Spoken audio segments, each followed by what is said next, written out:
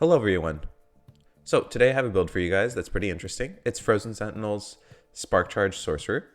I was stuck with the last two Harbingers. They were Harbingers of Pride. They were dodging too much for my Chaos Bolts on my Warlock, so I was like, okay, I can't beat them. I need to play another build that can hit them more easily, right? And so I decided I was going to play a Celestial Doom Sorcerer, and to get there I wanted to play Frozen Sentinel's Spark Charge Sorcerer. So here's what it looks like to play it, right? Pretty much just cast your Frost claws behind them, and then they'll pass back through them to you, and they'll hit up to 25 times. And as you can see, I have like 13k ward, stacking pretty easily. It's a super tanky build, does really good AoE, really good single target. It does everything, right? So how does the build work? We cast Frostclaw. Frostclaw hits single target 5 times, and with these nodes in the bottom left, it hits them 25 times, returning it into a lightning damage skill and using some freeze rate multiplier to get some extra ward. So that's what Frostclaw does. We're using then Dragorath's Claw to cast Lightning Blast off of our Frostclaw's crits, and then Lightning Blast is triggering more spark charges, as well as costing more mana to hit the same target more times, having an additional crit strike chance, and giving us lightning ages, right? So it's doing a lot of lightning stuff that we really care about. And then overall, I think most people like running Static Orb. I'm just running Static because I'm using the Static Rings. I thought it'd be thematic. This build is already strong enough, so I wanted to try some variations, right? So Static for a burst button that we can use off of our teleport. It costs about 200 mana at max because I'm using this node right here to do lightning damage per charge. It has up to 200 charges with an extra 100 from over here. And then it does additional crit multi when you have max, basically over 100. You're charging to max anyways. And then hits a bunch of enemies, right? So this build only really uses those abilities, and then you use focus to generate mana back the way every big mana sorc does once you go negative mana, right? So this is what it looks like. You cast pretty much one button. It's incredibly strong, very easy to play. It doesn't even have a lot of cast speed compared to like a Warlock, even though it does so many hits. You go negative mana, and then you hold focus for a little bit, and then you're almost back to full, right? So that's the play style, that's the skills, the way they link to each other.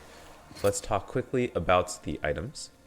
Bone Claimer Barboot, we're doing it for the intelligence as well as uncapped, or ward per second based off uncapped necrotic res.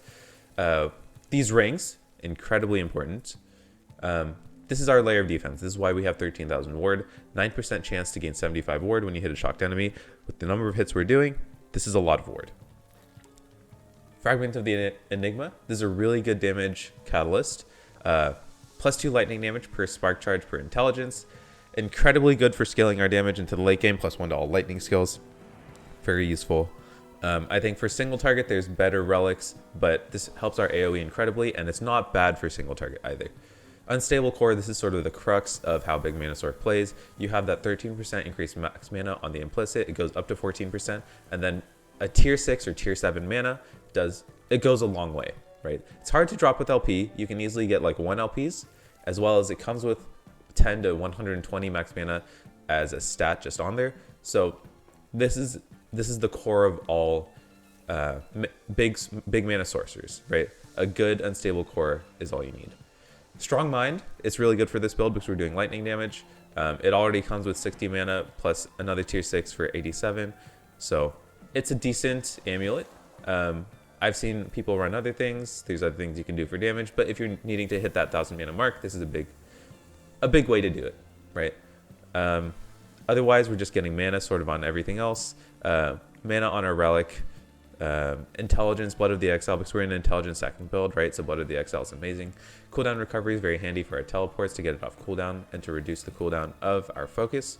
And I took damage mitigation, also applies to damage over time, because that's really handy for the implicit, as well as getting the crit strike reduction.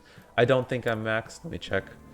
Yeah, that's the only thing I have. So if I had another, it'd be more handy, but because I'm generating so much ward, that's all I need.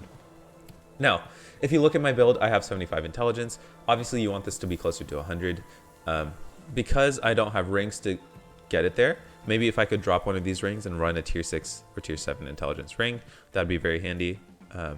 Otherwise, if I had intelligence on my Dragorath's Claw, or if I had crit multi or things like that, there are better roles for this, right? I could also get intelligence on my Strong Mind, and I could also get intelligence on my Bone Claimer Barbute. That would help both my damage and my survivability, right? Because intelligence scales the base damage of Fragment of the Enigma, as well as the damage of all my spells, as well as giving me, ward retention, right? Ward retention scales with intelligence. So if I could get to that like 100, 120 mark, that would make my build complete. But we're at a really good point. We're at 450 corruption-ish and having a good time, right? So this is the core of the build. Very easy to set up, very strong. I think the hard parts to get are the unstable core, and you kind of need a Blood of the Exile and Bone Claimer. Those are easy sources of intelligence, as well as you need a Fragment of the Enigma to kind of play it, right? In the early game, at least. So those are the things. That's how the build works. It's really strong. Let's talk about how you can nerf this build, right? So I've played a couple other Sorks, and I think in those setups, like Ignite Sork and Frostbite Sork, Frostclaw is a very strong but still balanced skill. Very valuable. I think it's not too strong in those builds, but in this setup, it's incredible, right? Because you're hitting that 48, you're passing the 40 mana threshold, which is what you need in order to trigger Arcane Current to do Spark Charge chance with 40 mana skills at 100%. So you're getting like 25, right, Spark Charges on a target, plus more with my Lightning Blast that trigger off of it, but that's not the important part. It's like the fact that this itself can trigger the frost or the Spark Charges, which is very strong. How much of a nerf does it need, right?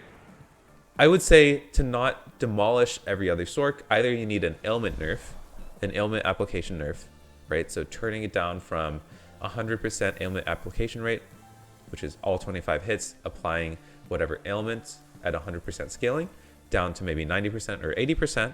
That would be a very reasonable nerf. Or you can change this from +2 extra projectiles to +1 extra projectile, which would also work. I think they want the skill to be able to hit the 40 mana. I think this was an intended mechanic that's just too strong.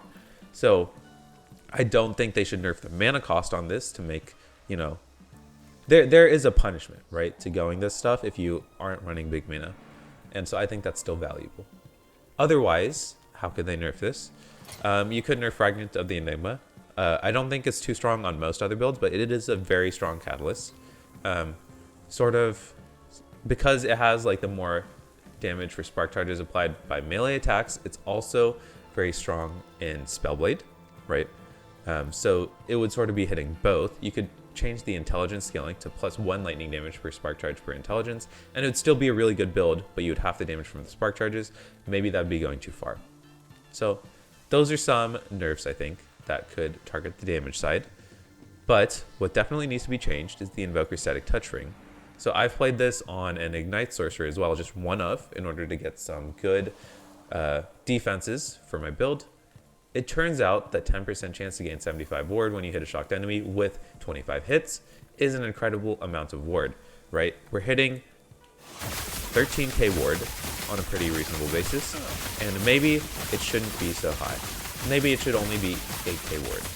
And why am I saying only 8k ward when you're running like 2 set rings, right? Why is that acceptable? Well, it's a set ring, right? You don't have the option on making it more powerful right now. I don't know what they're planning to do in the future with the set rework. Maybe that changes.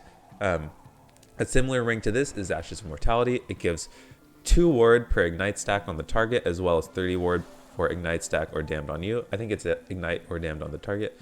It's also very powerful, but it requires like time to ramp it up, as well as an ailment on yourself, so it doesn't really work with Frostclaw. But where I wanted to go with this was saying that ward on hit isn't a bad thing, right? Scaling defenses through doing a lot of hits is pretty interesting, and they already have the ward formula to kind of really drop your ward quickly after you stop casting, after you surpass 6,000 ward, right? I'm at 8,000, I stopped casting, and then look, my ward's like instantly dropping down to 6,000.